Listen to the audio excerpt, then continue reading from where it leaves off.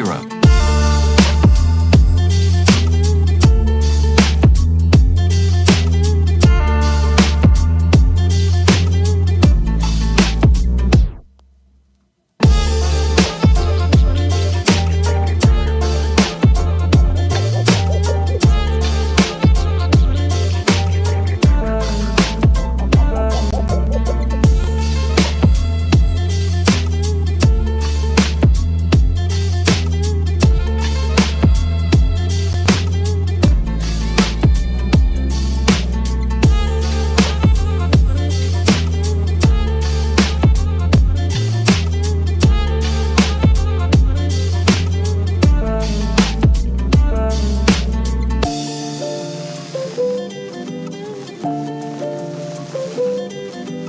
Have you any hobbies? My hobbies are fast cars and fast women. Hobbies are healthy. They teach you things.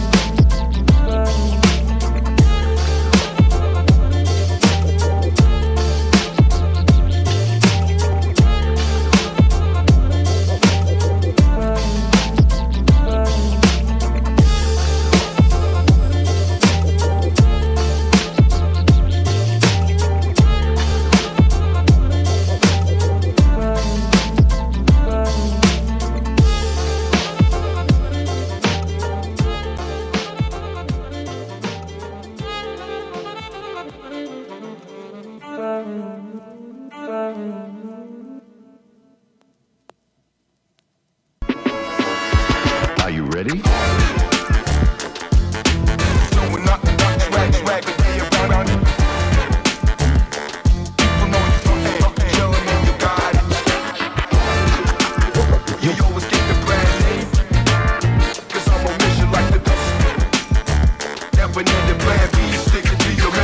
Are you ready?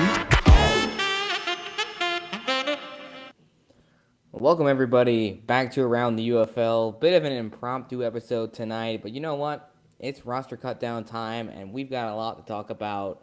Nicholas Thorne is in the house because he's our roster guy. Throwing the show last second. We even got some cold Costco pizza that I'll be chowing down on during the show because why not? You know what? We decided to throw it together last second. I got things to do. But here we are. Nick, I'll open it up to you. How you doing, my guy? I think this might be the perfect show for you today. Yeah, man, let's get into it. Obviously, it's a little exciting. You have to acknowledge the fact that this is, about 105, 110 players losing their jobs tomorrow. And so there is, a seriousness you need to take that with. But also, this is kind of the time where you can start really diving into these rosters and really seeing, okay, what is it? This is not hypothetical anymore. These are the rosters we play in a week. So, we can really start diving into these things. And obviously, we're in the kind of calm before the storm here. Hopefully, talk about where we view a few of these rosters. And, we'll see if suddenly tomorrow this podcast is severely outdated. Yeah. And speaking of Storm, we definitely have some Storm talk to get to in a little bit. But first and foremost, John, feeling like a king over there. How's it going? It's all good, man. It's going to be interesting to see, where a lot of these players end up, because I think we will see a lot of these players who get cut tomorrow end up on rosters pretty quickly. I think it was maybe Greg Parks who pointed out that, what was it, 20% of the players who got cut, maybe more than that, end up on other rosters. So I think we're going to, and if you listen to all these coaches, they all say, like, listen, we're going to cut some starters tomorrow. These guys could be starters for other teams. And I think a lot of that's true. Yeah, I mean, just the verbiage, John, you've been on a lot of these calls with me, and every coach is like, these guys all deserve to be in this league. I think they're going to be picked up whenever they get cut. The problem is there's not actually room for all these guys. So I think there's going to be some surprising releases where guys who deserve roster spots just aren't going to have them. And, that at the end of the day, that's what we've had every year in spring football. But the good news is, it's a great time to be alive if you want to play professionally, right? We've got the CFL. We've got European leagues, even arena football. I mean, the IFL is a pretty good place to play as well. Got the Continental Football League kicking off. We'll see what happens with that. But yeah, to your point, it's going to be interesting. But before we get to all the roster breakdowns and the nitty-gritty stuff, there's been some cool news out of the UFL's camp, something that I definitely want to cover today. We've got some halftime performances, and I'm sorry, guys, it's not going to be John and I, at the middle of the field trying to do some karaoke, but it's slightly better than that. You got DJ Khaled, we've got Gucci Man, we've got Gavin DeGraw, we've got Ty Myers. There is a whole bunch of news. John, I'm curious. I don't know if you've heard of Russell Dickerson up until that announcement, but are you a fan? And if so, are you excited for that halftime show? I'll be honest, for country music, anything past about 1990, I don't know. But so I did look him up, and it's like he's a huge Fetty Wap fan, which was odd. It's like, okay, I don't know who he is, but he's got a fan now. If he's a fan of Fetty Wap, I'm all in. And he was like singing. He's trying to get some collab with him. So I thought it was pretty cool. I'm just, I'm learning these things. But most of the other halftime show performers I actually have heard of, and I'm old. Thorn, I mean, you've got Whale there. Wow, I don't know. Wale, gosh, I'm so uncultured. Yeah, even I knew that one, Larson. Come on, man. Yeah. Yeah, I mean, I'll speak. It's the homeschooler to me, guys. Come on. Yeah, clearly. I could barely listen to Hillsong Worship growing up. All right, guys, I was not even close to touching. I don't think they're performing. DJ Khaled, I didn't know who that was until I was 22. All right, no, I'm kidding. That's tough. Yeah, I mean, as far as the choice for DC, it was a no-brainer. It was someone I mentioned immediately when some of these started dropping, and they showed that they actually could get like some real artists and not, guy you've never heard of before. He's someone that's like very DMV and from DC. I'm not I'm not gonna necessarily like be able to talk in depth about him, but like he was the obvious choice. I brought you on the show, for that. Yeah, for my music taste. I can't talk music, but that's not necessarily the guy I listen to a ton. But I like, even from not being from DMV, I'm from Baltimore, which is a clear distinction you need to make. That's not my hometown or anything. That was the obvious choice. Yeah. Now I'm curious to see what Houston gets, because that's kind of the last one that we're waiting on here, and I'm hearing it's going to be a big one. So we'll have to wait and see when that announcement gets made, but I'm excited. I mean, I think, John, we talked so much over the last several months of can Mike Rapoli really generate a buzz, not just for the football on the field, but just for the product and the experience to actually get butts in seats. And right now, he's coming through with some of these promises. Yeah, he's spending money on this stuff. And it's, if nothing else, you're starting to hear outside of, our little UFL bubble, people talking about DJ Khaled, Nelly. It's like they're doing this Nelly, thing, so it gives legitimacy to and gets attention to the UFL. There's no question. And with Rapoli being out there, he is on every platform. And thanks to ESPN for certainly, because they're starting. They put him on SportsCenter. I saw an ad today on NFL Live. So he's making the push here and getting some promotional help from ESPN and hopefully Fox here soon. Yeah. It's been great to see. Yep. Zach Lee in the comments, I don't think there's going to be concerts every game. I mean, I'd be impressed if there was. Even the NFL doesn't do that, to my knowledge. But, we've got opening game. I do think they're going to try to do – I don't think they're going to have musical acts, at this scale every game. But I do think they're going to try to do some kind of concert or some kind of music act, at these home games. That's what I understood when they first announced these, to make it a party atmosphere. Now, Nelly's not going to come to, 5 St. Louis Battlehawks games, but I think they could get some local acts to probably perform. Yeah.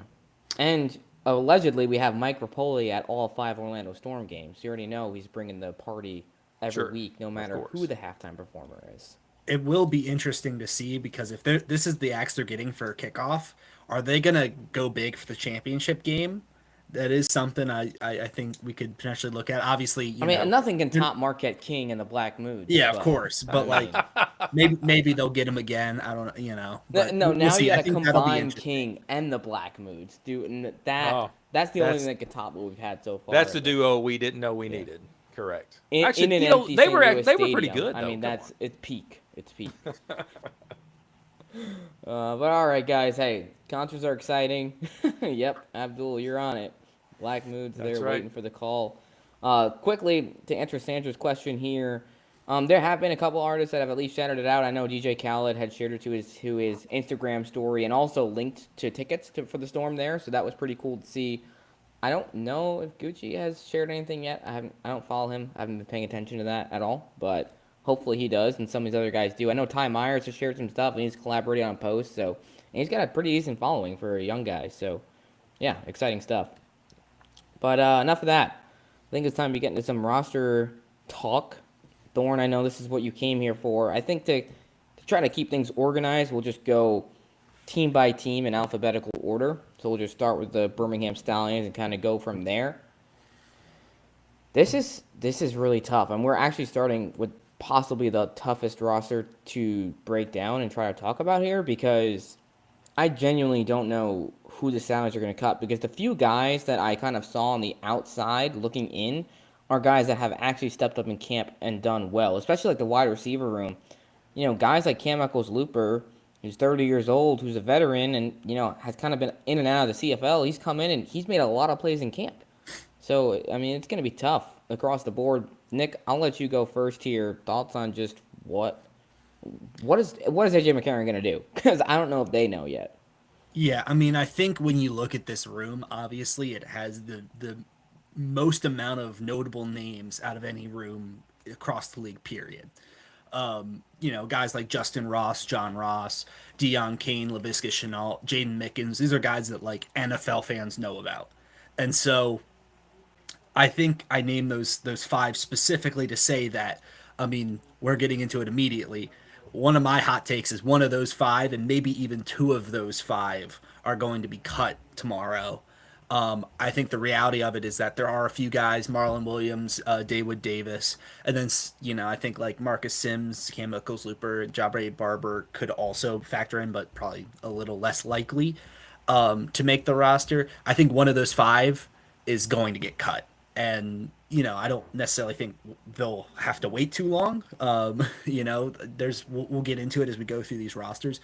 There's a few teams that really could use some depth at receiver, and so I think there are a few guys who in this room, and we'll talk about DC, that could potentially stick on a different roster. But yeah, I mean, immediately that's probably one of the hardest decisions a team will have to make as far as depth. Outside of receiver, though, I think running back's going to be tough too. Oh yeah, we Look, know. I kind of mean, we just know McFarland's a lock just based yeah, on what Coach Siski said today to the media of how he Anthony Miller from UFL News Hub had asked him which player do you think is kind of maybe flying under the radar right now, and he's like McFarland. Like I don't know how he's here. He should be in the NFL. So that to me, I don't see how they would cut him after saying something like that. But yeah, and what's interesting, Thorne, is the running back room. I got to see them in practice week and a half ago, give or take, and every single one of them made plays. Like even Nate Noel, who's a guy that, he's also flying under the radar in this league. He was bursting a couple big runs too. Like I mean, it's gonna be interesting.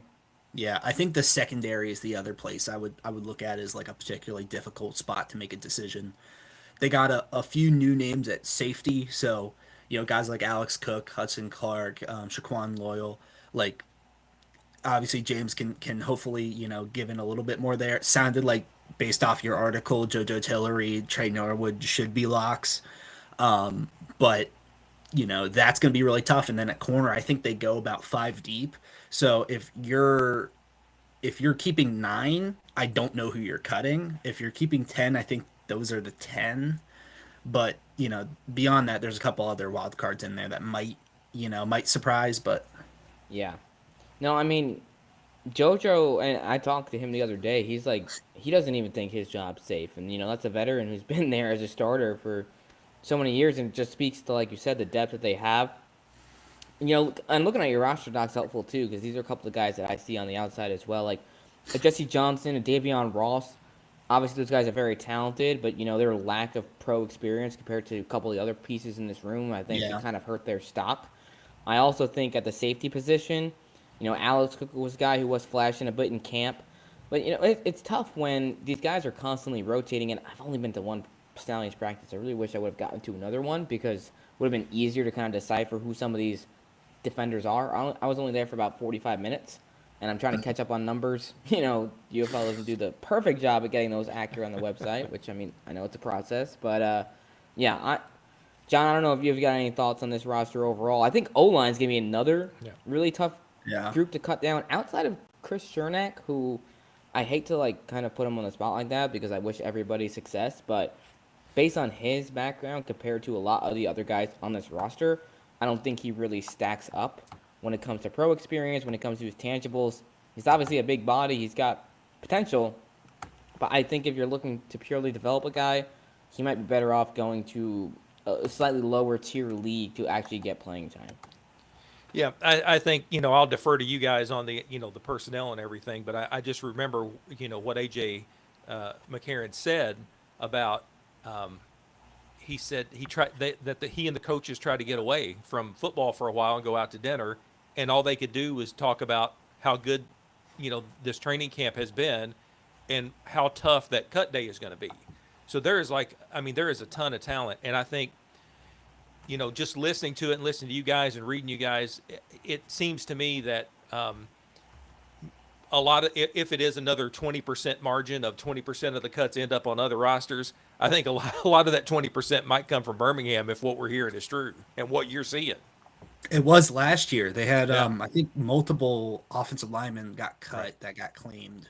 There wasn't a ton of guys who got claimed right out the gate, and I don't think there'll be a ton this year either because the reality is that means you have to cut one more guy for a guy that wasn't in camp. That's a good point. So I don't think unless a team is in desperate need of a position where it's oh, we really don't like what we have, like Arlington last year, they kind of saw the writing on the wall of their offensive line. They claimed 2 guys from Birmingham who played significant reps for them. I don't see a ton of that. I think there could be a little bit with receiver, but outside of that, we'll see if there, maybe there's one here, one there. But the last thing I'll mention on Birmingham, and then we probably need to move on. One thing that I've really felt recently is I don't know if their defensive line is going to be that classic Birmingham defensive line we've seen the last couple years. We kind of have known them as oh my God, they go, 4 deep at edge rusher, and then they can just rotate guys all around. I'm concerned about the depth and especially where they're going to get their pass rushing production because frankly, the guys on the interior don't really have a ton of that. Looking back at pass rush win rate and that sort of things, Armani Bledsoe's solid, but he's not a difference maker there. Kobe Jones is not an elite pass rusher. He's more of a run stuffing edge rusher. And so guys Desmond Riddle and Isaac Zulu, those guys I think are going to really need to step up and be significant pieces for them. So that'll be interesting to see. I think Kobe Jones is underrated. I think he'll be a good piece for them at edge. I agree. In years past when you had guys like Myjai Sanders and Dondre Tillman coming off the edge and just Jonathan Garvin, it's maybe not that level of caliber. I do agree. But I think a guy like Kobe Jones has a really good opportunity here to break out. Because last year, he produced with the Brahmas, and that was a room that was very shaky that I don't think is really on him. That team just as a whole, we've talked about it before, was a mess. So I think him being in a much better system should hopefully lead to more production. And Isaac Uku is a guy that produced with the Detroit Lions the last 2 preseasons. He's a guy that I think could come in here and be a very productive player at this level. So, again, can't really predict too much until we see these guys take the field. Now, real quick, I know we really need to move on to the next team, but linebacker I think is another unique position here because you've got Tizino and Tay Crowder who are returning. Got a couple new additions, Deontay Johnson, Deron Gilbert. Gilbert also came over from the Lions. Johnny Buchanan I think is a fascinating pickup because he's a little bit undersized when you compare him to some of these other guys, but he is a tackling machine. He also kind of has that grit that AJ McCarron is looking for on this roster, so I think he could be a sneaky pick to maybe sneak in as a rotational piece here, but we'll see what happens. But I would assume Tez and Tay kind of lead the way, especially considering that Derek Riley, the linebackers coach, is back on Birmingham staff. So, yeah, moving on. Columbus Aviators, another very interesting team. Thorne, I'll let you, I won't go too much into depth with my thoughts yet, but I feel like they're one of those teams that certain position groups you're like, all right, they're looking good, and then other groups you're like, I don't know what the heck to expect here. Yeah, I mean, it all comes down to quarterback play at the end of the day, and this is a team that definitely expected to have Clayton Tune, throwing the rock. Right now, I know Jalen McClendon is someone that has a lot of fans. He was on the show. He's someone that I think is like solid, but he's not someone that I think is a true difference maker in a league like this. I think he's like a high floor, low ceiling kind of player. And so that's going to be the most interesting thing is like where does the production come from? Obviously, Toa is a huge piece on in that running back room. I think their offensive line's in a pretty good spot. It'll be interesting to see that. I think it's probably the of like if I'm picking a group of like who I'm most excited to see their depth chart for, I think this like offensive line group I'm really interested to see what that looks like because they got some vets there. Jawan Bushell Beatty obviously played for Haley back in the day. They got a few of the Panthers guys back and Cole Cabral and Ryan Nelson. And so like there's a few pieces that like are kind of your vet types, and I think if they are the guys who are starting, I'm a little bit less bullish on it. But there's a really good floor there where I think I'd be pretty surprised if their offensive line's bad this year. Yeah, that when I went to the Aviators practice, that was like the big thing that popped to me was their ability to run the football. When you got a guy like Toa in the backfield, you want to be able to create for him. I mean, that this is a Todd Haley offense. We know they're going to want to pound the rock, and kind of wear down a defense to open up that passing game to allow for those explosives over the top. And I think with this offensive line, they have the potential to do that. Another room that I think is actually underrated on this team is the tight end group. I think Gunnar Oaks, I've watched him a couple years with Michigan. He won all UFL honors last year. He's just kind of like a do-it-all guy. He's not going to flash with like anything in particular, but he's just a very fundamentally sound player, and he can catch. I mean, we saw his receptions go up last year. I think they can go up again this year. Alize Mack, I mean, that's just a vet, right? I mean, he's not going to bring anything incredibly special to the table, but he's big. He's got size. He can catch in the end zone, which is what they're going to want. And Cameron McDonald, he was all over the place when I went to not scrimmage, excuse me, when I went to that practice. He was making catches down the field. He was getting open in scramble drills. He was doing a lot for this team. I think he's got some serious upside, the former FSU product. We'll see what happens in that room. I'll be curious to see if they keep 3 tight ends. I feel like a Todd Haley offense will. That's what he did traditionally in the USFL with Tampa Bay and Memphis, but remains to be seen. I'm interested to see, you guys touched on Jalen McClendon there, to really like give him a shot and give him a little bit of more of a body of work. I'm really interested to see. Maybe I'm a little higher on him than you guys are. But what we did get to see out of him, especially last year, although it was limited, like I was pretty impressed. So I'm really looking forward to seeing like what he can do with the Aviators here. Thorne does not speak for me when it comes to McClendon. I am a McClendon truther. All right. I think he's got a huge arm. Yep. I think he's I wouldn't say he's top of the tier, like a Jordan Chiyamu, but I think he's up there. I think Todd Haley is going to unlock him. Like we have to remember that's a good point. Yeah. That Jalen McClendon was with C.J. Johnson last year, guys. Correct. Like, can we take that into consideration here a little bit? And then when he finally the season in week 4 while taking QB3 reps the whole year. Right. When he finally gets in and it's like, oh yeah, hey, that guy can play. Like why was he not playing before? Now, taking nothing away, from the other quarterbacks that were on that Houston roster, but I was just seeing Anthony Brown, we could take a couple things away from him, like the football and all his turnovers, but right. But yeah, and some bad mistimed ones. But yeah, I agree. I think McClendon is underrated. I agree with Khaled, who, by the way, if you guys, I know a lot of people who are watching right now are probably on the UFL Reddit, but Khaled like does it up. Like everything that happens, you can go right there and find out pretty quick.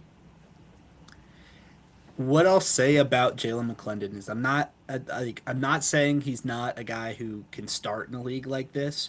My big concern is it's something that James kind of talked about a little bit when talking about, he's got the big arm, like he's this great athlete.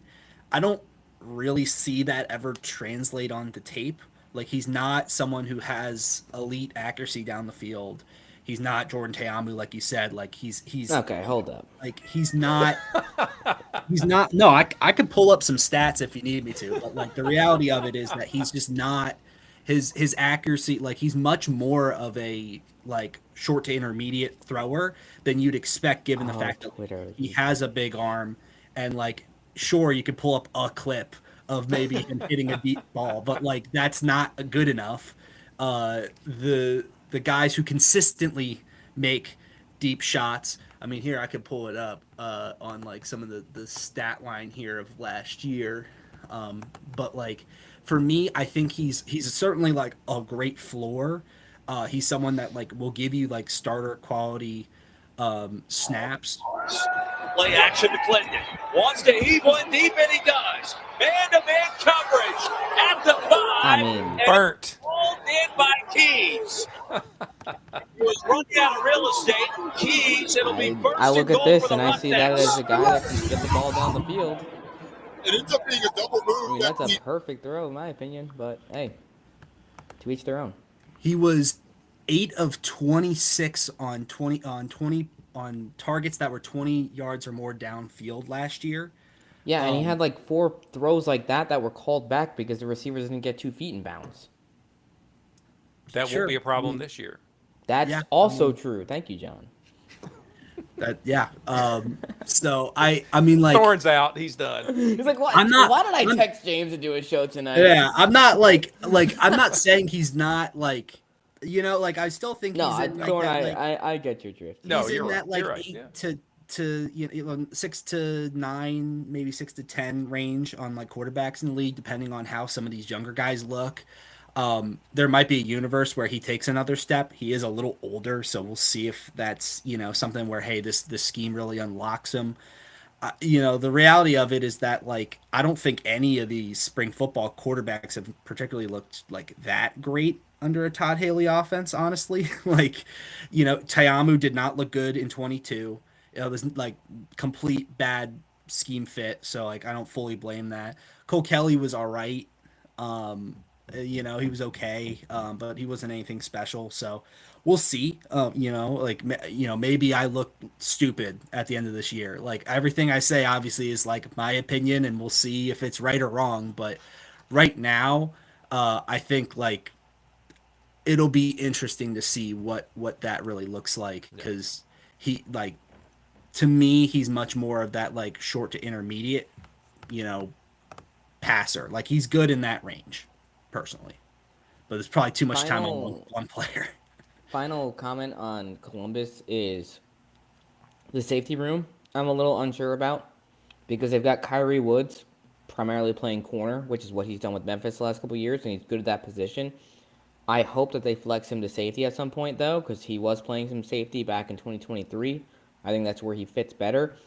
I have not seen a lot out of Marcus Barnes in camp. When I went to that one practice, he was a guy that was getting beat more than I like to admit, and he's one of their top-tier safeties on that roster. I mean, Henry Black, he did some stuff with San Antonio last year. He also got an opportunity with the Falcons.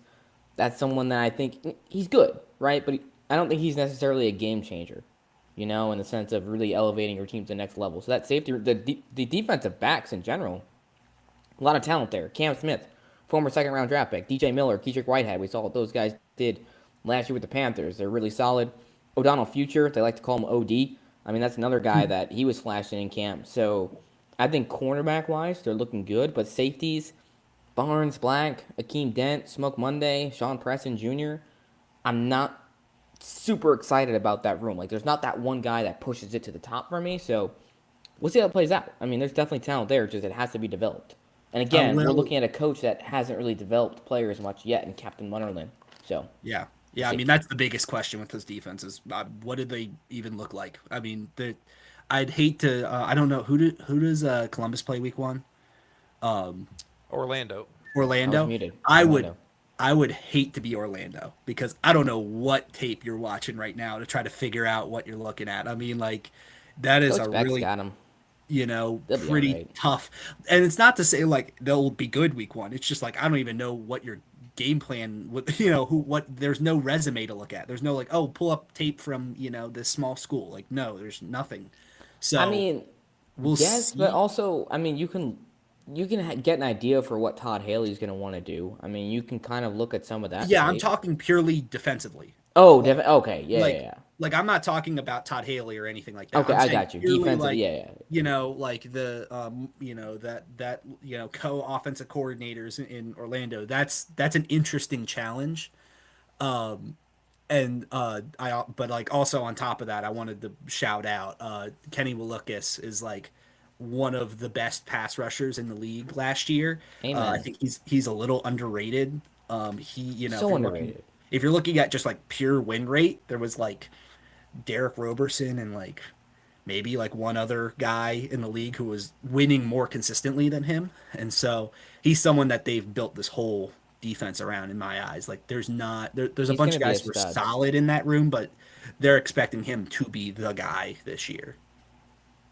I completely agree. But for time's sake, definitely got to keep this ball rolling here. Shout out JoJo Tillery. What's up, brother? Actually, really quick commercial break. JoJo, since you're here, thank you so much, guys. Look at what he gave me today. I don't know. Sweet. Let me back up a Oh, he little came bit. through for you too. He said he was going to give that to you, right? Look at this. Delivered in person. We've got the Alphas jersey from 2021, the Spring League. We've got this crisp Spring League logo. I mean, once I actually have That's a sharp. studio, this is going to get framed and put on the wall. No That's doubt. nice. Shout out JoJo Tillery. What a guy. JoJo coming through. We knew Really he hope he makes the roster. JoJo's in. There's no question. All right. Dallas Renegades. Another group that, some question marks. I know, Thorne, you really want to see Austin Reed at quarterback. I do think that Luis Perez will be starting week 1. We will see how that plays out. No official announcement yet. But we know all 3 quarterbacks are going to make the roster, so that's not that important. Wide receivers and running backs, when it comes to wide receiver room, Thorne, I think, like you said, I think Dallas is one of those teams that maybe could use a pickup, especially from Birmingham, And that's not to knock the guys who are on this roster, but, Brian Hightower felt like there were better options out there for them to pick up when they were a little bit thin. I will say, a couple guys who have flashed and can't, like Silas Bolden looks tremendous, at least from the little bit that I've seen. He is very, very fast. He'll also be a special teams piece, so that I think that will kind of give him an opportunity to make this roster. Drake Stoops, he's going to be fun in the slot. He really gives me Vinny Papale Jr. vibes. I think he's the type of guy that's, a little undersized. He's scrappy. He's gritty. Like, he's going to get the job done. He's going to play smart football. And I think that's going to be, pretty big for their offense. Emmanuel Butler. Kind of guy. First in, last out, Yeah, exactly. He's a white slot receiver. That's what we're trying to tell you. Really a hard worker, just like his dad when he was with the Renegades. But Real gym rat. Yeah. I don't know. There's no one in this room that gets me super excited besides like Tyler Vaughns. Obviously, we know what he can do. Denzel Mims. I mean, he got cut by St. Louis last year, and in camp, the one practice I really got to see, he had 2 drops. So I'm not sure that he still has it or can really be a contributor at this level. Remains to be seen. But I think wide receiver room is and the running backs as well. Day Hunter, I mean, we saw what he's done in the last couple of years. Keegan Jones. My problem is I like Day and I like Keegan, but both of them are very similar in their style of play, and I don't think they're going to keep both of them. Yeah, I like Day Hunter. He's been someone that I've liked the last couple of years. I think he's a good back.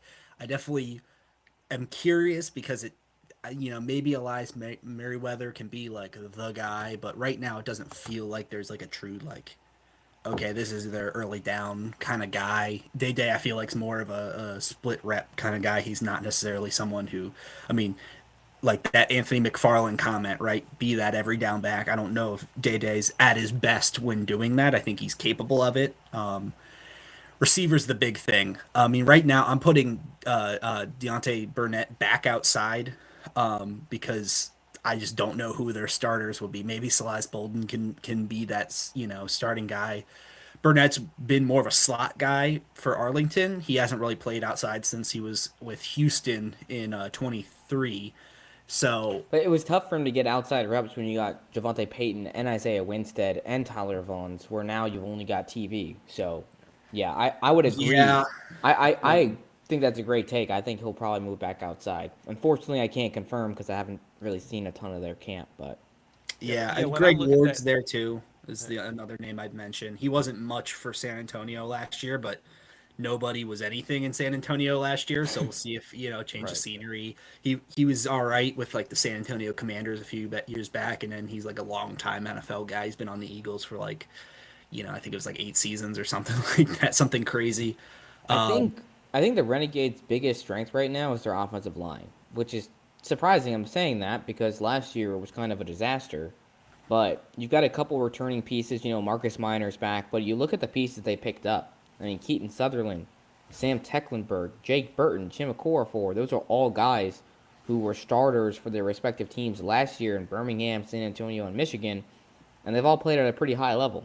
They're versatile too. I mean, you got guys with positional flexibility here, so I wouldn't go as far as say they'll be the best line in the league. Definitely not. But it will be an improvement off of last year. And if things trend in the direction of Perez starting, that's huge for Dallas. I mean, they cannot afford to start Perez again without no line that can protect for him. no, he can't throw from his back, and and if you want Austin Reed to come in there, either whether it's going to be a package or you're really going to start moving him start moving him into maybe a starting role. I don't know if that would happen too soon, but yeah, you've got to give him some protection, and you're right. It didn't look good last year. Yeah. I'm not very high on this O line. I'm not gonna lie. I think the interior is in a really good spot. I think Keaton Sutherland, Sam Tecklenburg, these are really good additions, and I think they added some other like new faces to that interior line. But I really don't know what tackle's gonna look like. Honestly, I'm not a huge Chim Okafor guy. Alex King Bulu's another guy that like neither of these guys I'm really like if they're like plan A, I'm a little concerned. Obviously, like I think Okafor is a good like if he's your swing guy, awesome. He's played a ton. Like I'm pretty sure he has flexibility there with I think he's played both left and right tackle if I remember correctly. I could be off on that, but like he's someone that I like as depth, but ideally you'd find someone that has a little bit more upside. Obviously, it helps when Bryce Perkins is your quarterback. Like, at times I think he got bailed out with that a little bit. Uh, so that's really the thing. Like, I want to see, like, hey, do they have two legit tackles? Because if not, like Perez is not going to be okay, Yeah. And so that's the thing that like if Perez is going to work, it starts with having two bookend tackles, which is hard to find in a league like this. Frankly, it does not come easy. So Mad Mill, your comment is somewhat valid. I mean, I'm not so sure where I stand on Arlington. Well, good grief, Arlington, Dallas's cornerback room right now. We're really just their secondary as a whole. They've got a lot of proven pieces. They've got a couple nice new young additions as well. I think it's got a lot of promise, but one of those like kind of wait until we see how it plays. Because like so many times in seasons past, we've looked at a secondary and on paper they look really solid, and then they just don't play up to. I mean, just look at the San Antonio Brahmas last year. I mean, we looked at some of their pieces and thought they'd be a solid secondary, and they fell really flat. So, kind of tough to judge. Ajani Harris, I love the guy. I mean, he's a legend in spring football. I think he's slightly overrated. I mean, Thorne, I don't know what your thoughts are on that, but I think if you look at the yardage he gives up, it's actually the most of pretty much any corner in the entire league. That is because he is targeted a lot. So I mean, we'll give him that benefit of the doubt there. But he's targeted a lot, and he does give up a decent amount of yardage. The guys I'm really excited about, Armani Marsh, I think is a really nice addition. He played some really good ball for Houston last year. He was injured a bit, which is why he didn't see the field a ton. But he was really good. He was really good when he played. Trey Fluellen, safety out of Middle Tennessee State. I like what he brings to the table. He was supposed to be a roughneck and then played with the Saints. Well, not played, but he was on with the Saints in camp last year, so that was why he didn't play with Houston. We'll see. I mean, they're gonna have to come up with some replacements, especially for our boy.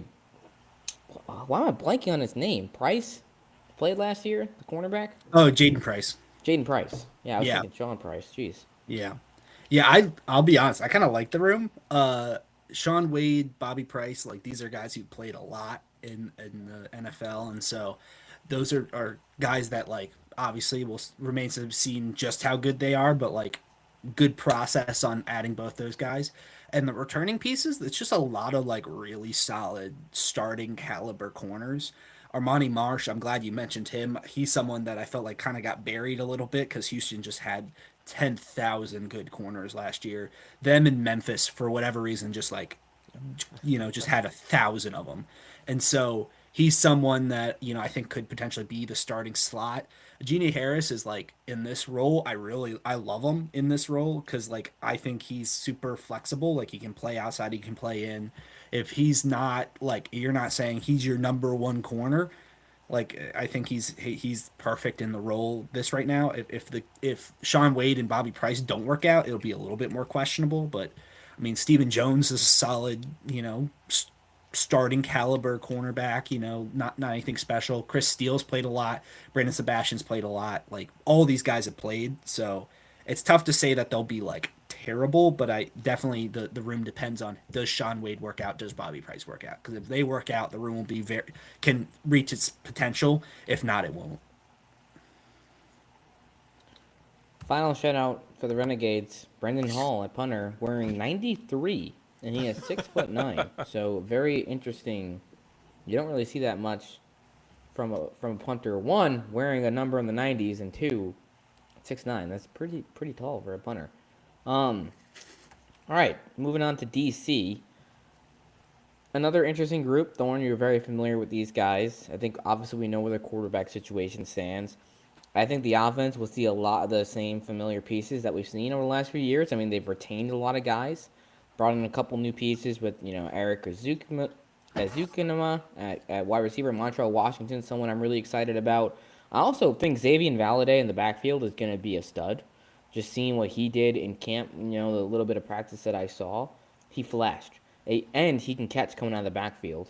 So overall, there's nothing bad to say about this offense. I'm not exactly sure if it got like a lot better than it did a year. Like I don't think they've improved a ton off of last year. Thorne, correct me if I'm wrong. It's tough to say that like you're gonna improve because I think that was a pretty special offense. That's kind of the peak of what DC can be, and obviously we saw it at its peak the last time they played. Right now, I think obviously we could talk about the receivers. They got 1,000 really good ones. Eric Uzakama, who you mentioned, Montreal Washington. Those are two pretty big ads. On top of retaining almost everybody except for Chris Rowland. So like I think obviously Chris means that like a lot of their volume will have to shift a little bit because Chris just like had the most amount of targets, most amount of catches.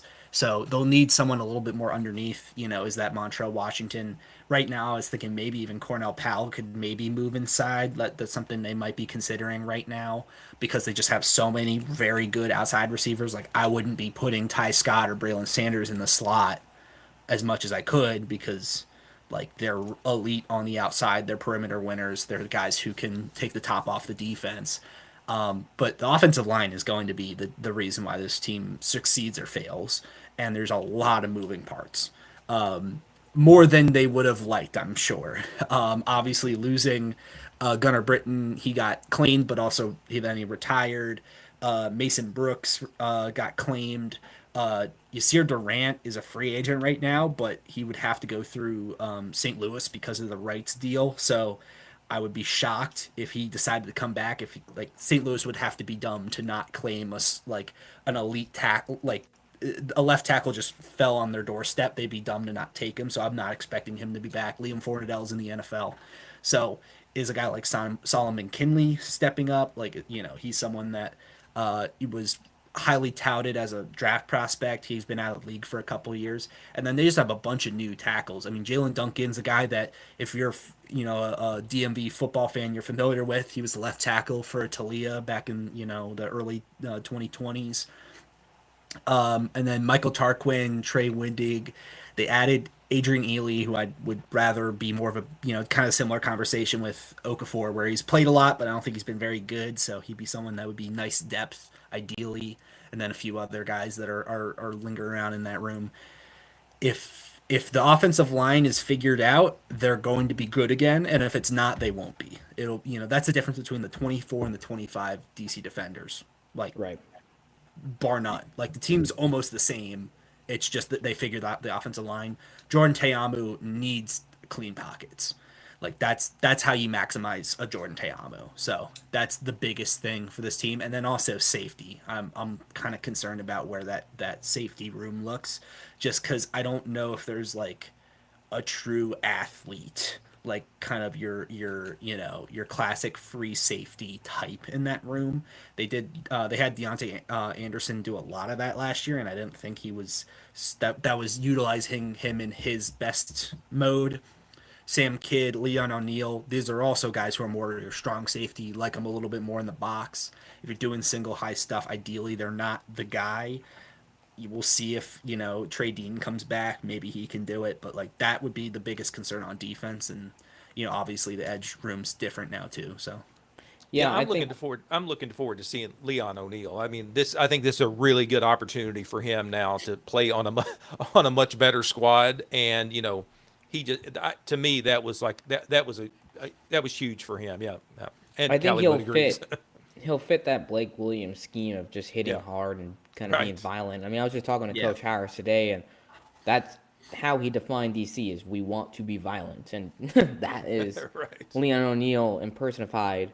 But to your point, Thorne, yeah, the safety room is interesting because Leon, Sam, and Deontay are all better as guys who can play a little bit downhill. They're in the box, a little bit more of like that safety slash linebacker hybrid role compared to guys that can really cover a lot of ground. And that's where you guys struggled a year ago. Is I think safety was one of your weakest positions because yeah, you're beat over the top a lot. I mean, even in that championship game, like people don't realize that Michigan was putting up points in that championship game. The problem was DC had 20 more on the board, so it didn't matter. Right. Yeah, if they But I had a fifth mean, quarter, it would have been a close game. right, right. So yeah, that's an interesting group. I also think defensive line will be fascinating to watch. I think interior wise, you're looking pretty good because Joe Wallace is back. Devontae Maxwell, I think, is a guy that can show some growth this year. And you have Casey Rogers.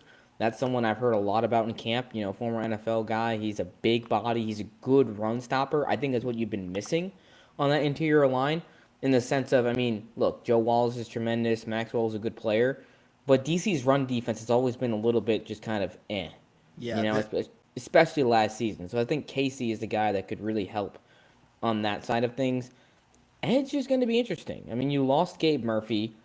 Boogie Basham, you would think he'll be good at this level, but will he? I mean, kind of was a bust in the NFL if we're being blatantly honest. I mean, of course, you've got Derek Robertson back, so that's huge, but it's hard to really know. A guy like Derek Parrish, is he going to come here and perform after being a good player in the CFL, or is he going to kind of fall off? I mean, we've seen it go both ways. UFL players go up north and they fall off, or CFL guys come down here and they just don't produce the same. So definitely questions on that defensive side of the football, in my opinion. Same goes for the linebacker room. Turnover there. Yeah, I think, and we'll get to it with the next team, but not putting a priority on claiming Malik Fisher. Obviously, they didn't know Andre Mintz was going to retire. Is something that could bite them.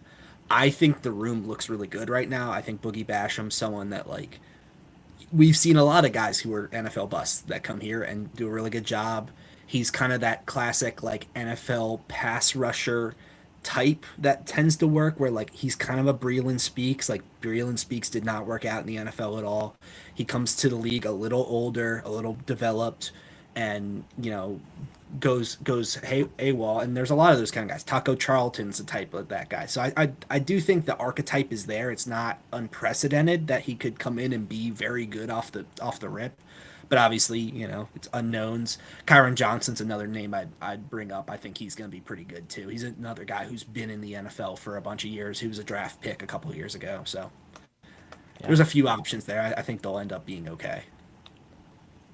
Well, I think we are definitely going to go a little bit over time than we thought on this show, but that's what we do when we get into the nitty-gritty of rosters. Houston, skip over the quarterbacks because we've talked about them enough on previous episodes. We'll see how that plays out. Interesting. I really like the trade that they did with DC. Once I thought about it for a little bit, you look at their wide receiver room. I think they've got a lot of talent there as is. I mean, you've got John Trey Kirkland, you've got Justin Hall coming back, you've got Kyle Loxley coming over from Memphis. Julian Hicks, I think, is someone that's pretty underrated that will do good things in this league. Jalen Moreno Cropper, that's the guy that obviously has been in the NFL, played the Dallas Cowboys for a bit. They needed, like you said, Thorne in our Discord, which, guys, if you're not in there, go to the Pro Football Newsroom Discord. You definitely will enjoy those conversations. What are you doing? Did you just move Hicks and Keys? Yeah, I did. That's I was hilarious. sitting there like, I don't know why I have that ordered the way it does. Hey, you can really see what the process is. So sometimes I look at it and I'm like, what was I thinking? Like, it's like, Guys, wait a again, second, what am I? Yeah, if you're not looking at Thorne's roster doc, I'll try to link that after we get off of here in the description. Definitely got to give that a look. It is tremendous. absolutely. But Galiev Yedzi, I'm not sure if that's how you say his name, but that's who they traded for at guard. Pretty important pickup when you see their other three guards are Don Boyd, Donovan West, and Victor Kern. Three guys who either have no playing experience in UFL or like very limited. So they needed some help there. Offensive line room is an interesting one. I mean, Cam Carter might be their starting tackle, and he was all right last year. Um, we'll see what happens. Houston is one of those teams with an asterisk. I think their defensive line looks pretty good. They've got some guys there that will produce, but it gets thin pretty quick at some of these positions. You look at their cornerbacks, you look at their defensive line, you look at their offensive line. Really, outside of the skills positions on offense and special teams, which I think will be pretty good. I don't know. The cornerback room does look good, though. I will say that. Yeah, I think defensively I have almost no concerns. Like really, like obviously some guys could not work out, but Kyron Barnes, Gerard Clark, Rashad Lawrence, Israel Anwine, like those four guys as your D tackle room. Obviously they got the kid from Rice. I'm not going to try to pronounce that too, but like that room's really, really solid. I love their edge rusher group. I'm a big Malik Fisher guy. I think he was kind of buried in DC last year. He was kind of the forgotten name. He's somebody that like I think has the ability to potentially be like a number one pass rusher in this league. Kenny Dyson's a pretty good ad too. Marvin Moody is the best linebacker in the league. Period. Like in Wow. my eyes, there's not a better linebacker than him. And That's some I'm high not the praise from biggest Thorne scale. Anthony. I'm not the biggest Anthony Hines fan, but if he's your two next to Marvin Moody, like that's awesome. Damon Arnett, Keenan Isaac, both were awesome. Roman Parodi and Quentin Nelson Quentin Newsom were both huge ads too. Safety room looks good. Defensively, I have no concerns. Everything's offensively as far as like Yeah, I think where. looking at the secondary, I think my concern is their depth when you look at the back end of the roster, and then you look at those guys are probably the ones that are getting cut. So Yeah, it's similar to they'll probably last be year all with right. Houston, where like I felt like Houston before cuts, I was like, ugh, I didn't like it. And then the cuts, they made all the cuts I would have made.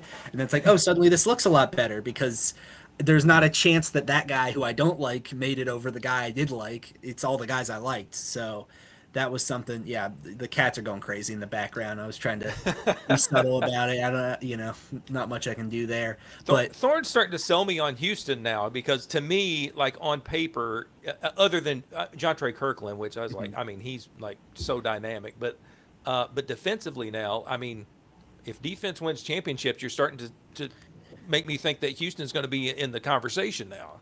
yeah, and James, you can correct me if I'm wrong. I think they got Arlington's old defensive coordinator, Yeah, right? Marvin Sanders. Yeah, he like He's I have no concerns about this group. Offensively though, I have a lot of concerns Yeah. about this group. And yeah. that's really what like is this team going to be able to compete is going to be based off the offense.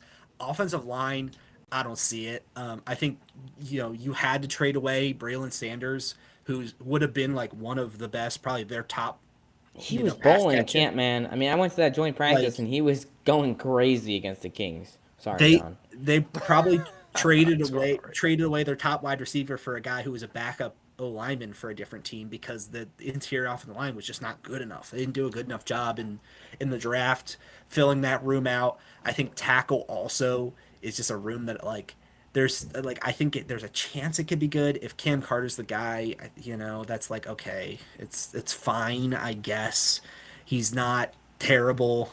He's played a lot in this league. I think he's competent, but ideally Cam Carter, when we talk about offensive line play, it's much more can we get five competent guys versus like can I get like two or three really good ones and have them make up for worse guys? I think if Cam Carter is your like fourth or fifth best offensive lineman, you're in an okay spot. But I'm just not convinced he is right now. And so, And you know, to jump in quick, Thorne, I spoke with Coach Harris in DC today, Mm-hmm. and what's funny is he said that they purposely drafted a bunch of depth at O line because they knew that a team would come calling for O line at the end of camp, and they'd be able to use one of those pieces to get someone valuable in Yeah. another position, and that's what they I were thought able to that was do. interesting. Yeah, it was kind of it was a strategy. He was banking these O linemen because he knew like that was going to be valuable. and Kevin Sumlin was with Gottlieb when he was at In Maryland. Yeah. So there was some connection there. What one guy I will shout out. I'm a big Marcus Yarns fan. I think he's like, as far as, there's not a ton of like new exciting running backs in the league this year for whatever reason. Yarns is one of the guys. I'm James really Robinson? Benny Snell. Yeah, we'll get there. That's the Marcus next Yarns team is up. someone- I think it's time to transition over here to the Kings. Yeah, let's get to it. Let's do it. But real quick, shout out Eli Walker. I know, Thorne, you're not super high on him. I think he's one of the top safeties in this league. I think Hey. he's going to do really good things with Houston this year. So, Yeah, I think he could be a starter for him for sure. Yeah. The whole room's pretty good. yeah, it's gotten better with the additions. It was looking really thin there until they added Walker Yeah. and Burns. So, Mm-hmm. we'll see. sure. Louisville. I'm getting there. You're Louisville. getting there, man. You're getting there. Louisville. I'm trying. Louisville. Louisville. Again, put some marbles in your put that pizza Louisville. in your mouth and say it. You'll get it right. Yeah. Again, quarterbacks. We're talking about roster cuts here. None of them are getting cut. Jump into the running back room. I mean, they've got 4 guys who are all really talented. I think Robinson and Snell are, your kind of classic NFL vets who are going to be not a bell cow, but like the wearer down of the defense. Whoever ends up getting kept, maybe both of them do. I think the interesting thing with those two is they are pretty similar runners, in my opinion. They kind of have similar roles. So we'll see. I mean, Steve Logan, I have a feeling he's going to want multiple Trent Richardsons on his team after having him with the iron. So, I wouldn't be shocked if he keeps both of them, but I think it would be a shame if Ian Wheeler and Jaden Sheridan are one of them, or maybe both, on the street. I'd assume just one, but I think both those guys have flashed. And Coach Redmond today told me in media that Jaden Sheridan wearing number 20, they're calling him, like, the other teammates are calling him Barry Sanders because of just the way he's so shifty and explosive Come on out now. there. So don't sleep on Jaden Sheridan. I think he's got a serious opportunity to make this roster. Wide receiver, they're very deep there. Yeah. Thorne, John, I don't want to take up too much time here. So, John, let's let you go first here because you're the Louisville guy. So Yeah. No, offensively, and I'm interested to hear your guys' take defensively, but yeah, offensively, it seems to me like it's really strong. And James, didn't you say that that Chris Redmond kind of even hinted at a 2-quarterback system? yeah, all options are on the table right now. I'm not Well, super I mean, fond of that. If that's I the mean- case, but he did not rule out the 2 QB system, and Yeah. he also referenced Jamie Sharper winning 9 games with DC with the 2 QB system with Tiamu and De'Ara King a couple years back. So, But was that, to me, that's not that's running a package. That's not I agree. that's not agree. really So, a 2-quarterback system to me, anyway. Well, but yeah. it was more of a true 2 QB system. Like the way I will say, if you're going to do a 2 QB system, I think DC did it the right way, where you have your QB2 be more of your athlete, and Right, he's right. more of your like closer, right? Where it's like, hey, we get a lead in the first half, and then when it comes time to like churn the clock, like we put in De'Ara King, and he plays like 2 or 3 series, and he helps kind of keep it rolling and keep some tread off your starter's tires. Right. I just don't see where that makes any sense in this room. Like, I feel like it's going to Not be with more Jason your Garrett. classic, just like you get a series, like try to play the hot hand stuff. And I think that's a bad process, especially No. because I don't Yeah. see how Jason Bean isn't just the guy. Like, I don't, Yeah. maybe he I'm- might be. maybe I I'm mean, Coach wrong. Redmond could be trying to throw us off here, John. I mean, you Yeah. might know him better than He- we do. He might, but I think when I hear him say like a 2-quarterback system, to me, I think of they're probably going. They might have some package plays, which we thought would happen with Lynn Bowden, but Lynn Bowden's Yeah. got cut. And Yeah. I don't know what happened there, but To me, it's like Chris Redmond was saying Jason Bean was going to be a superstar in this league already. He told us that, I think, even last month. So Before camp I'm even pretty started. high. I'm pretty high on Jason Bean being like maybe one of the best in the entire league. Yeah, I think the Kings are one of those teams that is a sleeper team. I think across the board they've got a good amount of depth. I don't look at any one of their rooms and I'm not like, oh boy, they're in trouble, because I do think they've got playmakers at literally every single position. Some of these rooms are going to be tough to cut down. It really comes down to, will this team with some fresh coaches be able to actually put the right product on the field? So that remains to be seen. Predicting cuts is going to be tough. I mean, I look at this wide receiver room. I mean, you've got Javonte Payton as a guy who's maybe fifth or sixth guy on this roster, whereas in Arlington, He's not fifth or sixth. I mean, he's 7 or 8 right now. Actually, yeah. in my eyes, because you got slot guys. we've got on nine. We got 9 guys. Sorry, I was counting 8. Yeah, like the reality is, Javonte Payton last year really like regressed in a way that like I was very surprised when Louisville put that premium on him and like protected him through the process, because he Probably didn't because see Redmond just felt the pressure to get someone local. I mean, there wasn't a ton of, Tennessee, Kentucky guys. I mean, like in the I mean, league. it's funny how it keeps working. Where it's like, oh, this will be the something we talk about with the next one. But like, Michael Gonzalez is looking like he's going to be a starting guard right now, who they could have claimed. He was on Orlando. I think they would really like a guy who could be a starting guard for them right now, because I think that interior offensive line's a little concerning, especially the guard spot more than center. Obviously, Alec Lindstrom's been awesome for about 2 years now in the league. But yeah, defensively, I think there's a chance that this defense. I can digress really because good. Nash Jensen's going to play guard.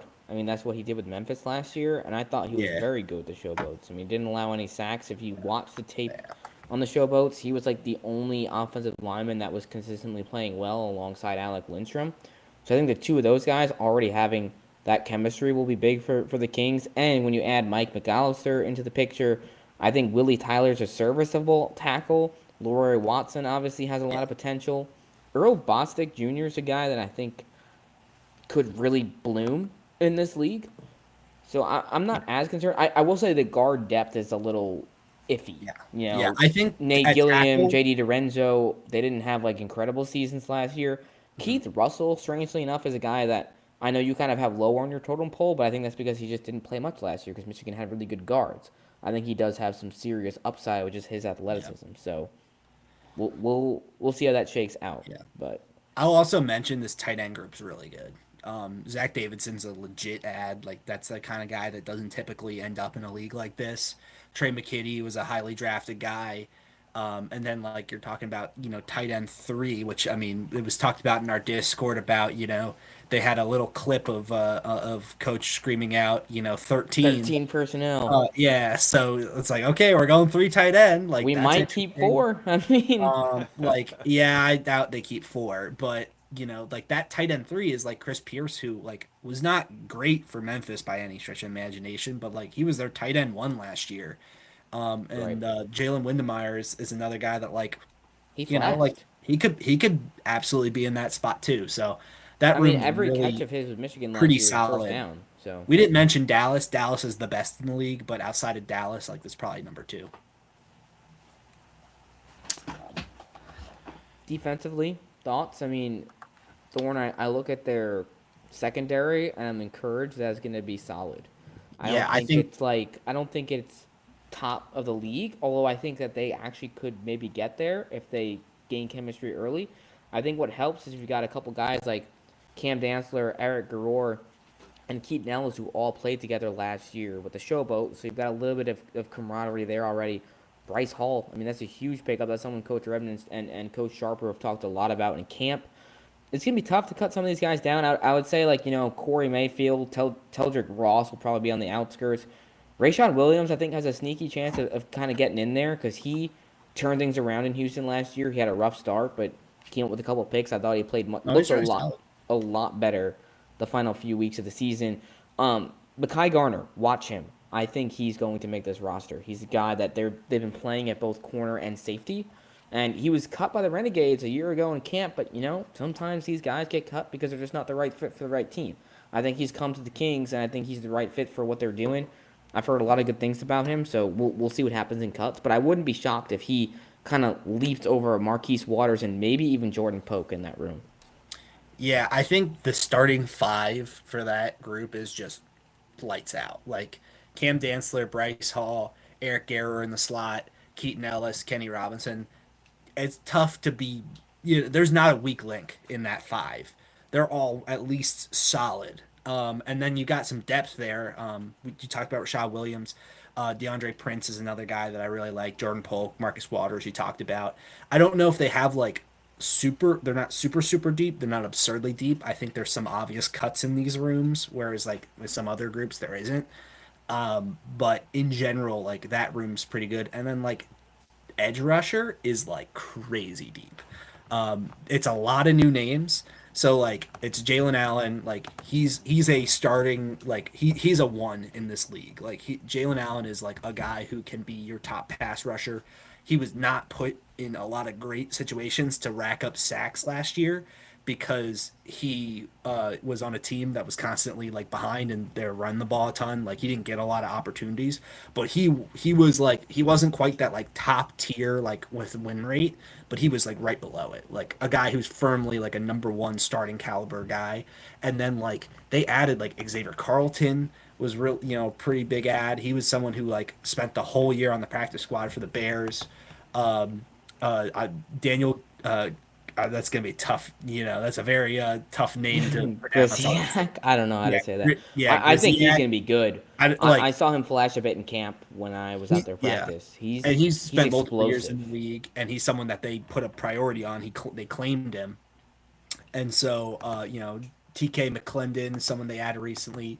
Nate Matlack is another guy they added recently. I think at one point this group got a little thin, but like since then they've added some guys. Like I think like more than half this room was added in the middle of camp, or at least like right before camp. I mean, like, so yeah, Louisville was like they were really active in transactions there. Like once camp started, it was crazy.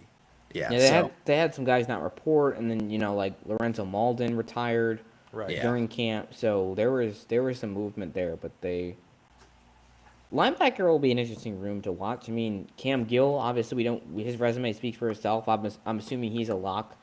On the outskirts, Jaheim Thomas is someone that I think has an outside chance of being a productive player for them if he gets kept and retained. He flashed in camp. I mean, again, I only got to see him play against the Houston Gamblers quarterback room, so do with that what you will. But he picked off Deckers. He made a couple plays there at the practice I got to see, so I would keep an eye on him. No, I have not opened my cards yet, but maybe one. I will do a live stream on here at some point, opening those up. But I think that's probably enough of the Kings. I will say, shout out Mac Brown at punter. I think he was pretty solid for the Guardians in 2023. I'm surprised he wasn't on a roster for a couple years there. But reminder, John, he completed 2 fake punts, not 1, 2, with the Orlando Guardians back in the XFL's 2023 season. So we might see some of that up Coach Redmond's sleeve. And then another thing is Jordan Silver. We don't talk a lot about long snappers, but he was the top-rated long snapper in the country a few years back, former Razorback. Strangely enough, he's just been out of football for a year or two, but he's been, still competing at Nick Novak camps. He's been at John Carney's coaching camps as well. I'm really high on him. I think he'll be an all UFL snapper if, So we'll I think what I just heard from both of you guys was Louisville Kings 2026 UFL champs. We can move on. All right. Hell yeah. Let's move on. Orlando Storm, another new addition. Anthony Beck to the helm. Quarterback room is a fun one. We'll see who wins that battle between DTR and Jack Plummer. But roster cuts. Running back room, they've got 3 on the roster, so I would assume that they keep all 3. And these are guys. We are going to love watching this Storm backfield. Yeah. Anthony Beck has been very high on them, and rightfully so. I got to see them in practice on Friday. J. Corbin, we know what he can do. I mean, tremendous with the Browns last year. He's flashing here in camp. But Elijah Dotson, I think he's an NFL back. I mean, he can do a myriad of things for this team.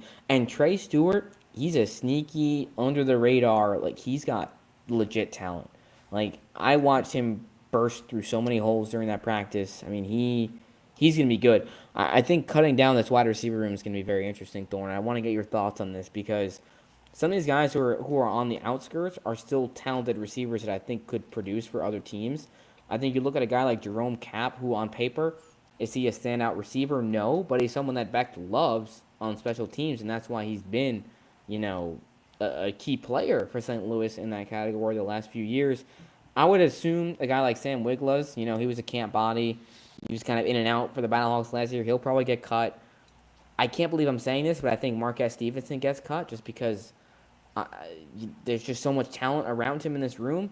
Because when you add a guy like Jordan Bly into the picture, and you've got Cam Camper, you've got Elijah Badger, you've got KJ Hamler, I just think you kind of run out of room for a guy like Marquez. Because I personally think Cruikshank's got a little bit higher upside just based on what I've seen. Yeah, I think this room, obviously, if you're a astute watcher of the Rouse Rock, you see I've moved around a ton. Like I really don't know where this is headed. I think it's gonna be really interesting because there's a lot of slot bodies in that room, and so like Chris Rowland is the obvious, like he's the known quantity. Jordan Bly, super athletic.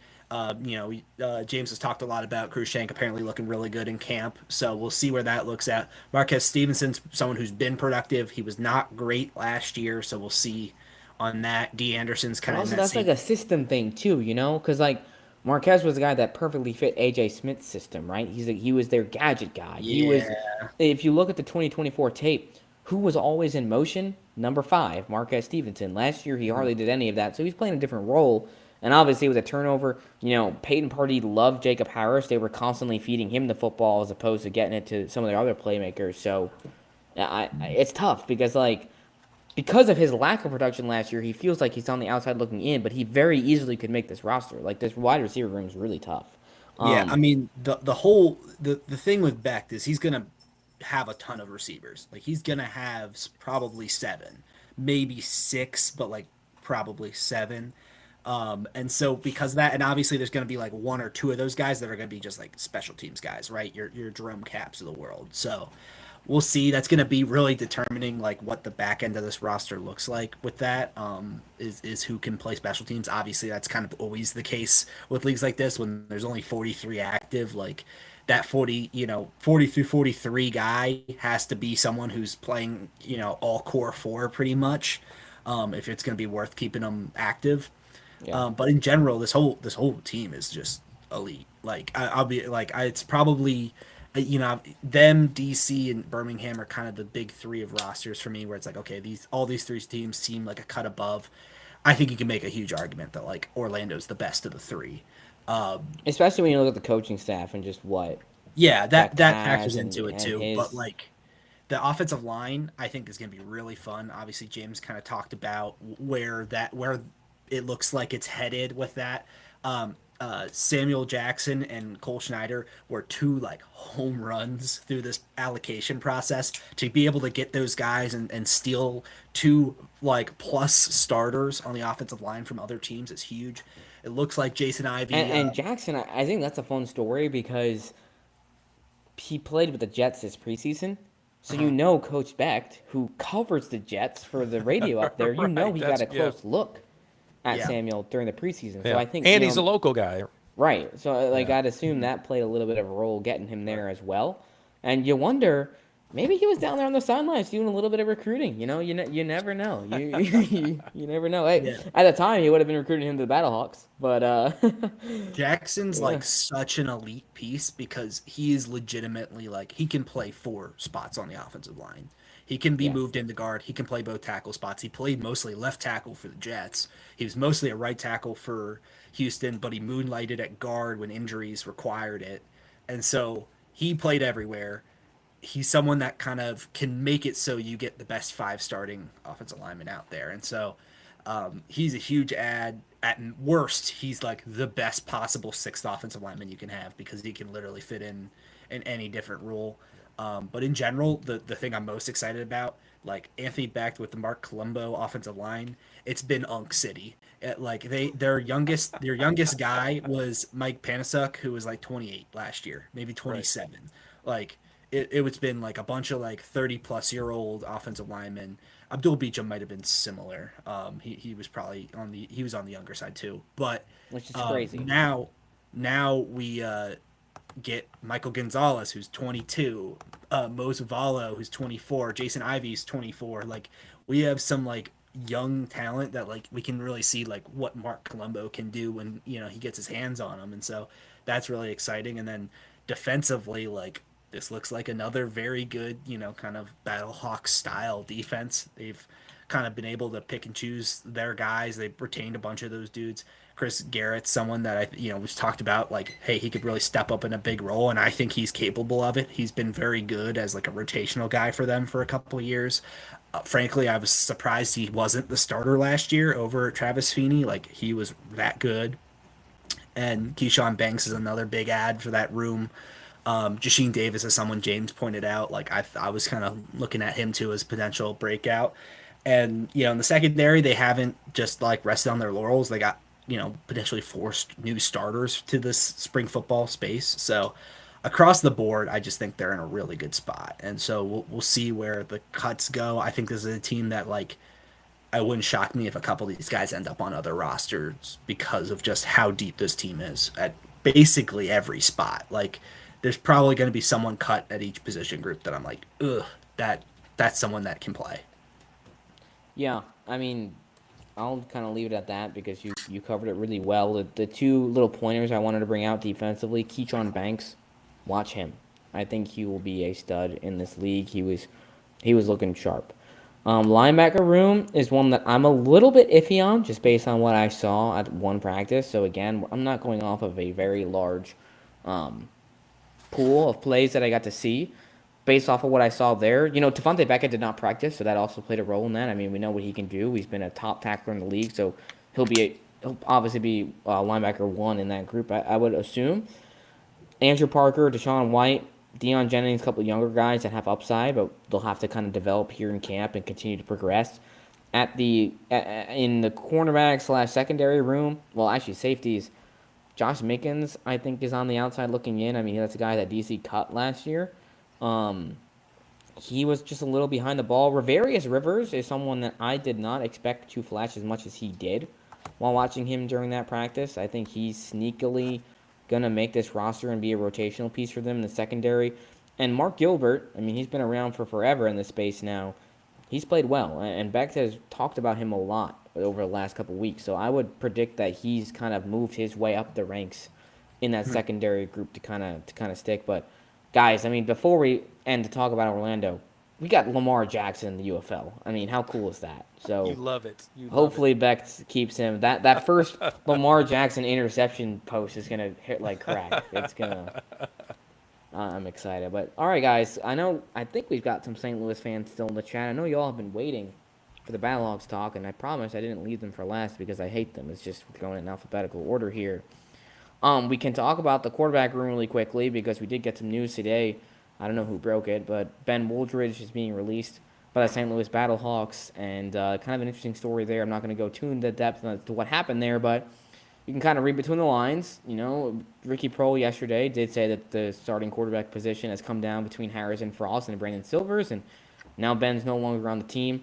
They're hoping to bring Michael Pratt back, and nothing's official yet, but that'd be a big ad for them because I think Pratt's a guy that can come in and start for them in a few weeks. We'll see how he progresses in camp and early part of the season.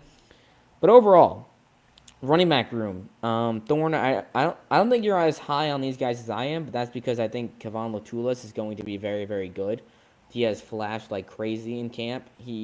From multiple reports that I got from that joint scrimmage that they had with, I believe, the Aviators, he rushed for a ton of yards. Like We've seen a lot of highlights on social media from him, for sure, yeah.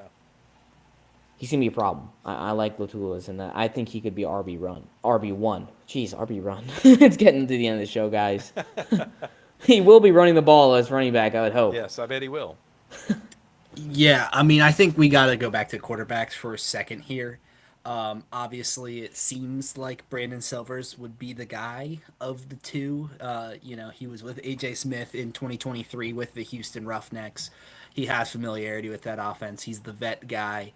Obviously, this whole situation's not ideal. If Michael Pratt had been there all camp, I was confident he was going to win the starting role.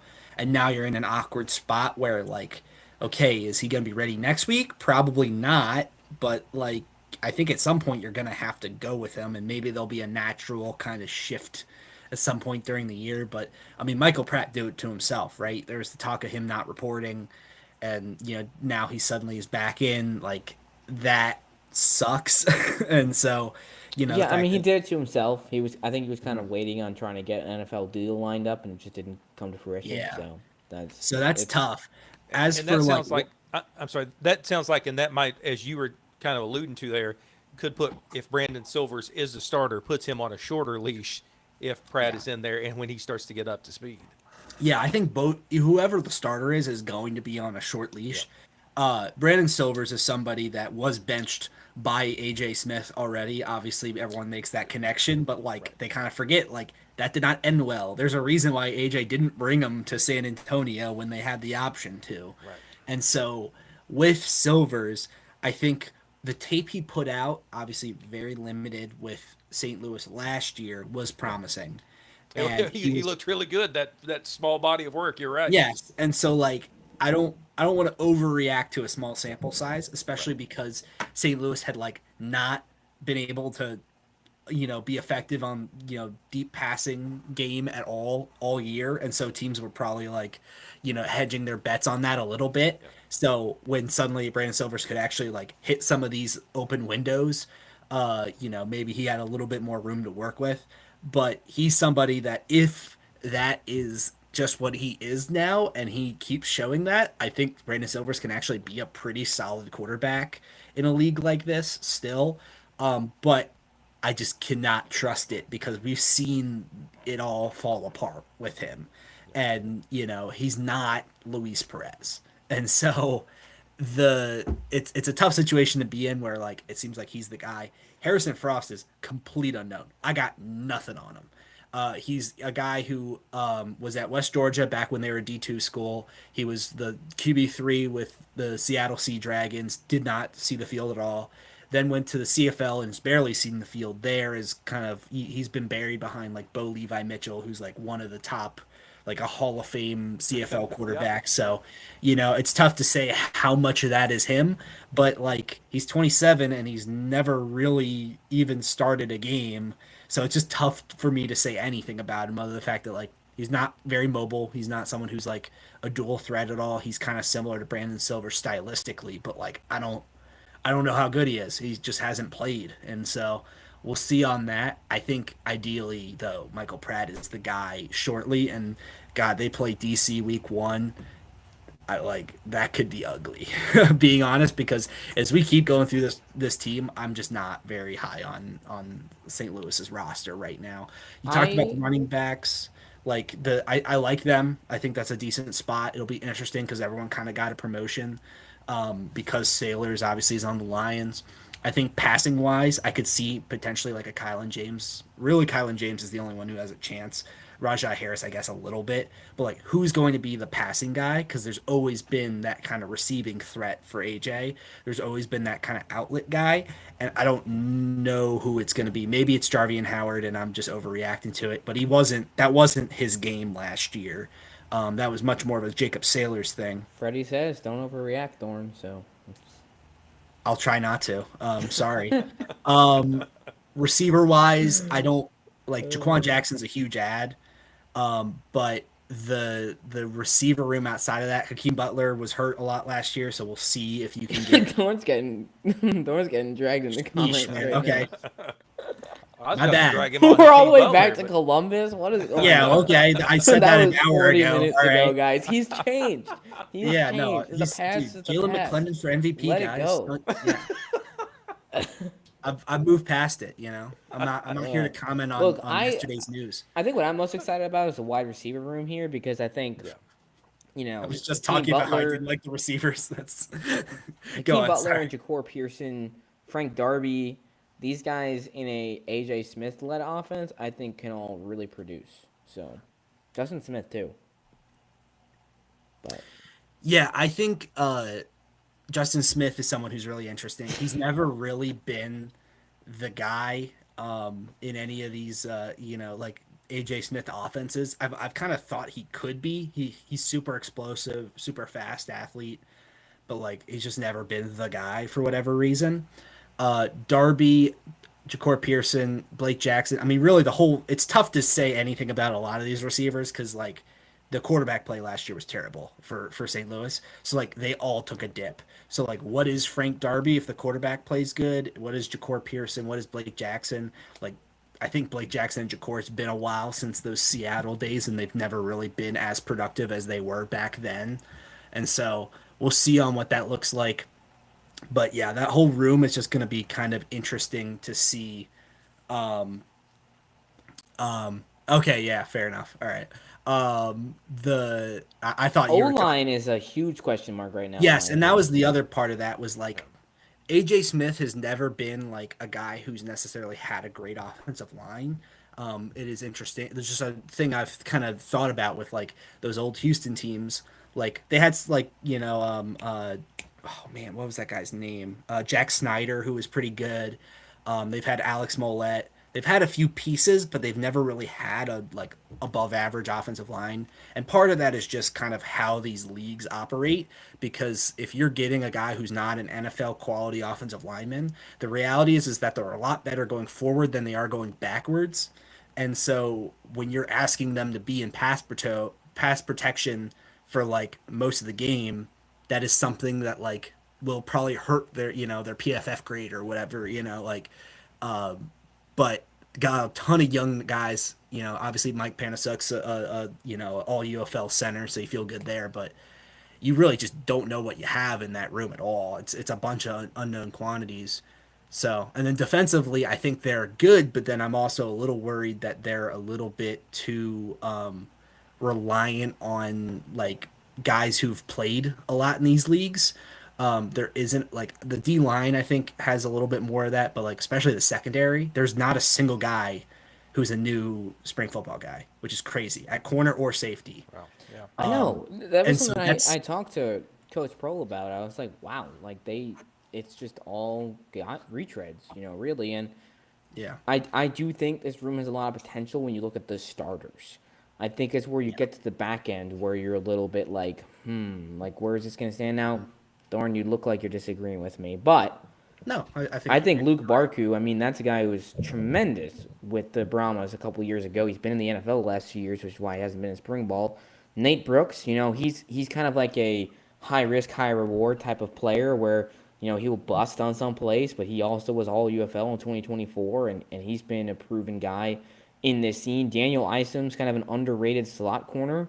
He's played some good ball for Birmingham, and also you look at a couple of these guys, Brooks, Isom, AJ Thomas, these guys have all, and Neville Clark, these guys have all played with Corey Chamberlain in Birmingham. So they already understand the system. They'll be guys that can kind of come out of the gate and probably play relatively cohesive football. And then when you add a couple of the pieces around them, like Luke Barku, who again, he was with Chamberlain as his CB's coach with the San Antonio Brahmas in 2023. Oh, wow.